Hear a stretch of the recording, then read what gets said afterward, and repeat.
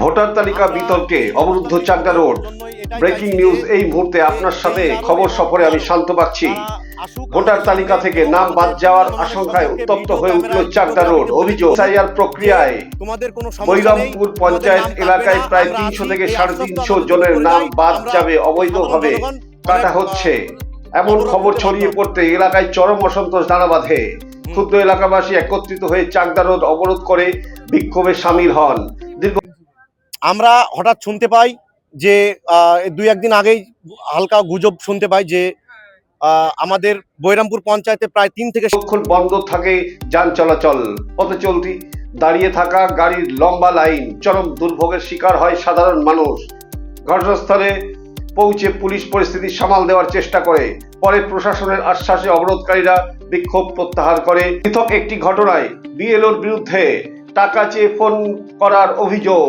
এদিকে নতুন করে বিতর্ক ঘনীভূত হয়েছে একটি কল রেকর্ড ঘিরে। অভিযোগ উঠছে অবৈধ বাংলাদেশি নামটা ভোটার তালিকায় তোলার নামে ফোন করে টাকা চাওয়া হচ্ছে। যদিও সেই অডিও সত্যতা এখনো প্রশাসনিকভাবে যাচাই করা হয়নি। শুনে নিন সেই ভাইরাল অডিও।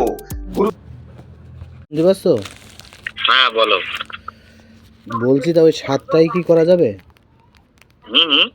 7টাই করা যাবে না 5টা? না ভাই, ওই দুটো আমি তো বলছি, ওই দুটো পরে আবার অন্যভাবে ব্যবস্থা করে দেবো, কিন্তু এই মুহূর্তে ওরা আওতায় আসছে না। তাই এই 5টা একটু কম সম করা যাবে না? ভাই একটা কথা বলছি, শোনো। বলো। তুমি তো এইসব সম্পর্কে তো ওয়াকিবহল, ঠিক আছে? এটা আলু পেঁয়াজও না, অন্য কিছু না যে আমি বললাম আর ধম করে ইয়ে হবে, ঠিক আছে? 12 করে করেছে আমার চোখের সামনে। আচ্ছা, আমি পরিষ্কার প্রথমে বলেছি, স্যার এরা মরা করি। আপনি যদি যান আমার সঙ্গে এদের বাড়ি, তাহলে দেখতে পাবেন কেউ টিনের নিচে থাকে, কেউ পাটকাঠির বেড়ায় থাকে, এই বৃত্তান্ত।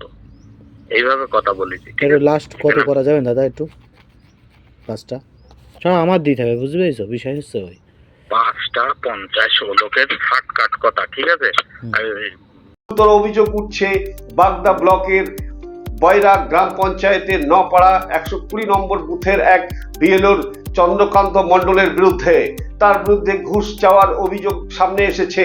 প্রাক্তন বিধায়ক দুলাল বর পুরো বিষয়টি নিয়ে মহকুমা শাসক ও বিডিওর কাছে ইমেলের মাধ্যমে একটি অভিযোগ দায়ের করেছেন। ভোটের আগে ভোটার তালিকা নিয়ে এই বিতর্ক রাজনৈতিক মহলে নতুন করে চাপার উত্তর বাড়াচ্ছে। এখন নজর প্রশাসনের তদন্ত ও পদক্ষেপের দিকে। পরবর্তী খবরের আপডেটের জন্য সঙ্গে থাকুন, নজরে নয়ের চোখ রাখুন।